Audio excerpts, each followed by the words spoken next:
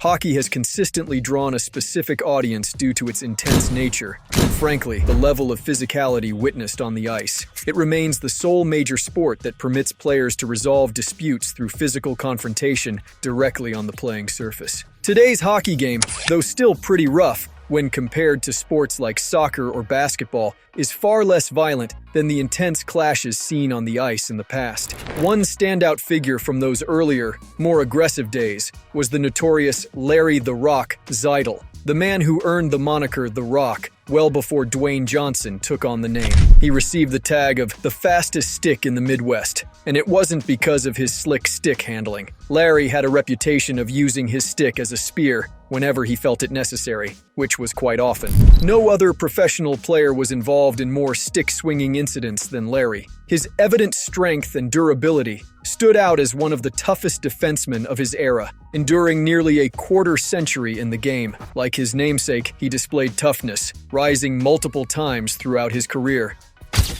Larry Zeidel, born in Montreal, Quebec in 1928, grew up in the blue-collar neighborhood of Park Extension. As the only Jewish family in the area, Zeidel faced anti-Semitism from an early age, enduring assaults by gangs due to his religion. In response, the 6-foot, 190-pound Zeidel adopted a combative approach, learning that standing up to bullies was the only way to stop the torment. His family experienced the Holocaust, with his grandparents perishing in Nazi concentration camps. This left a large gap in the Zeidel family, and basically no closure in relation to his ancestral home. Growing up in Montreal, he decided to go into hockey, and eventually became one of the most important skaters, Jewish athletes. His journey through minor hockey led him to the Quebec Aces of the Quebec Senior Hockey League, where he emerged as a solid, hard-hitting defender over 3 seasons. Zeidel attributes his belligerent style of play to his time in Quebec, where winning wasn't always the priority for fans. According to Zeidel, the fans preferred the team to be involved in real brawls, even if it meant losing the game. In this environment, with many rugged players in the league, Zeidel saw his aggressive playing style as a matter of survival. In 1950, Larry Zeidel and his equally combative defensive partner Bill Heinl Sr. were enticed away from Quebec by the Saskatoon Quakers of the Western Senior Hockey League. After a year in Saskatoon and playing 43 AHL games in Indianapolis, Zeidel made his NHL debut during the 1951-52 seasons with the Detroit Red Wings. His start couldn't have been better, immediately winning a Stanley Cup with Detroit that year. Larry also played a couple of games with Detroit the next season, before being reassigned to the Edmonton Flyers for the remainder of the 1952-53 campaign. During his time in Edmonton, Zeidel's penchant for aggressive behavior began to escalate. One of his most infamous acts of violence occurred on January 30th, 1953, at the Edmonton Gardens in a game against Saskatoon. 5 minutes into the contest, Zeidel and Saskatoon's Jack Evans engaged in a brutal stick fight, described as resembling medieval gladiators.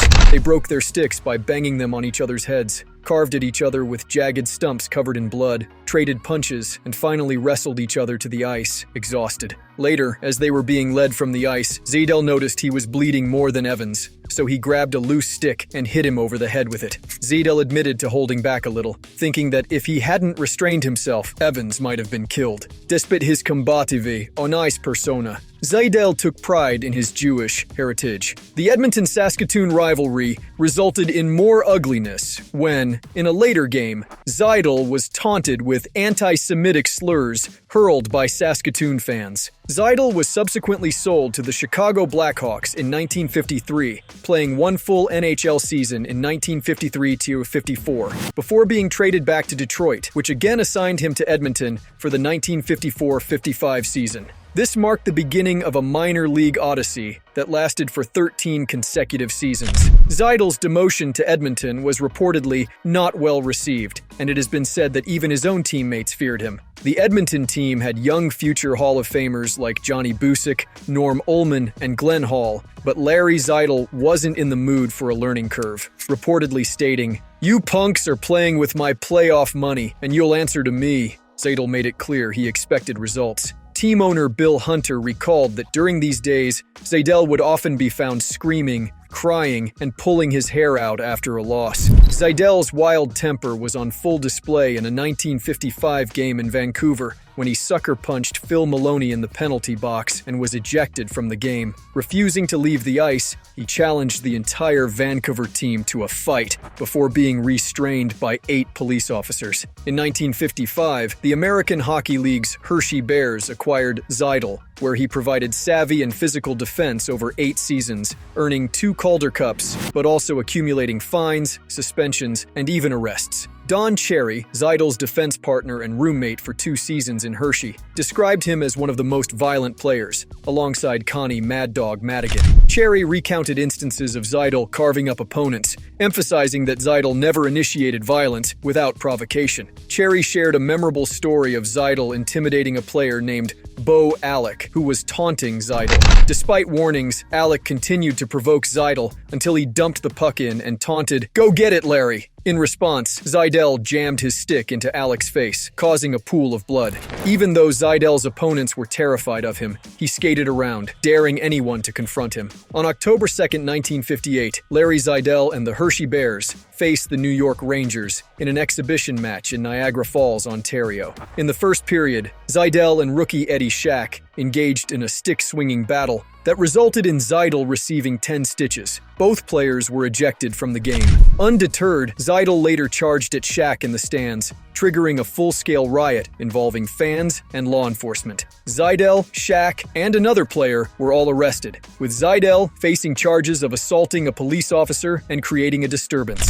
Similar incidents occurred in 1963, when Seidel returned west as a Seattle totem. During his 2-year stay in Seattle, he was fined for spitting at a referee and nearly banned from the league after a nasty stick fight with LA Blades forward William. As his career neared its end, Seidel became bitter about his fate as a career minor leaguer, describing his 8 years in Hershey as a dead-end street because the Bears were not affiliated with an NHL club. Seidel returned to the AHL with the Cleveland Barons for 2 seasons. At the end of the 1966-67 season, Seidel sent his career brochure and resumed to all 12 teams in the newly expanded NHL. Former Edmonton Flyers teammates Bud Poile and Keith Allen, who had taken the reins of the expansion Philadelphia Flyers, took a chance on the now 39-year-old Seidel. Incredibly, after 13 long seasons in the minors, Larry Seidel was back in the NHL. In the 1967-68 season, he delivered with a +17 plus-minus rating.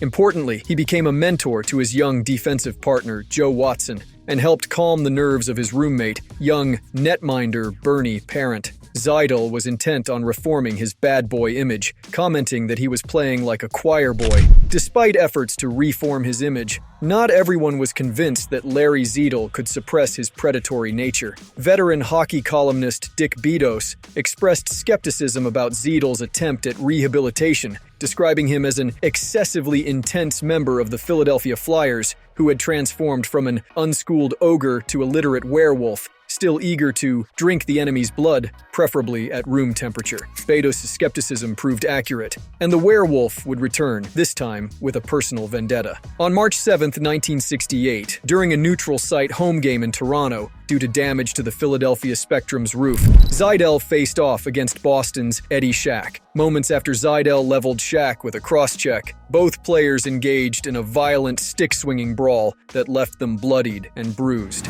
This incident, reminiscent of their 1958 altercation, escalated when Seidel attempted to rip the Boston dressing room door off its hinges after both players were ejected. NHL President Clarence Campbell suspended Shack for 3 games and Seidel for 4.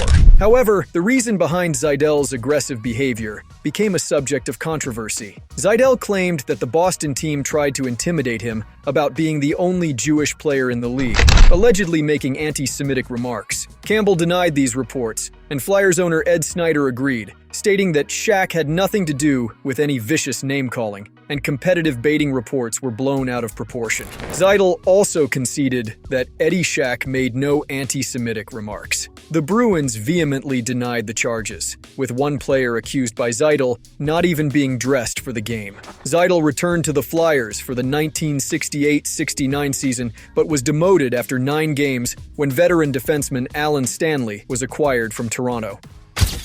This marked the end of Seidel's 20-year reign of terror on the ice, spending most of it in the minor leagues. After retiring from hockey, Seidel worked as a marketing consultant for an investment house, leveraging his connections from his pro career. But he struggled with unceasing headaches and tremors of rage, leading to bizarre behavior and erratic actions. His marriage crumbled and his family grew distant. Later in life, he faced homelessness at times, concluding a tumultuous journey after his tough guy hockey career. He passed away on June 17, 2014, at the age of 86, due to complications from various health issues, including congestive heart failure, kidney problems, and dementia. Researchers from Boston University, studying the brains of deceased hockey players, diagnosed Seidel with chronic traumatic encephalopathy, CTE, a neurodegenerative disease linked to multiple head injuries. The report indicated that Seidel likely had over 100 concussions and may have lost consciousness over 10 times during his career. Despite the controversies and health challenges, Seidel remains part of a select list of successful Jewish hockey players. The history of the NHL includes key Jewish players such as Ross Brooks, a notable goalie, Mike Camilleri, who played for the Montreal Canadiens, and Olympic champion Senator DaCosta. Other significant names include Joe Halpin, a skilled U.S. center, Mike Hartman, Brandon Leafsheek, a talented Canadian forward, and Steve Richman. However, Larry Seidel stands out as a central figure in this history. Despite personal demons stemming from his aggressive style of play, Seidel made a remarkable return to the NHL after spending many years out of the league. Playing for the Hershey Bears in the EHL at the time, Seidel's impact was so significant that the top 6 teams in the EHL were considered highly competitive. Known for his tough on-ice demeanor, Seidel was also remembered as a gentleman off the ice. On the ice, he was the evil Mr. Hyde, and off the ice, he was the nice Dr. Jekyll. Friends and acquaintances spoke fondly of him, describing him as tough on the ice, but a total gentleman. Even though Seidel was famous as one of the game's best fighters, close friends remembered him as a giant teddy bear who would give the shirt off his back. Despite allegations and comments from other players, Seidel's legacy is one of both toughness and kindness. Seidel's role as an enforcer and protector in the league was influenced by the expectations set by coaches and managers. He and other enforcers were often instructed to play aggressively, telling the importance of toughness. The culture at the time, both in junior and senior hockey, encouraged such roles. Seidel himself acknowledged the pressure to play a certain way, mentioning that coaches and managers often pushed for aggressive play. Although Larry Seidel's life serves as a cautionary tale, especially considering the circumstances of his passing, all the challenges he faced, it's evident that he loved being back in the NHL. His passing was a great loss mourned by hockey fans across North America, and his legacy resonates with fans who appreciate the historical significance of the sport. Now, keep your stick in the ice because you never know, the ghost of Larry Seidel may be trying to get the puck, and he's going to go through you to get it.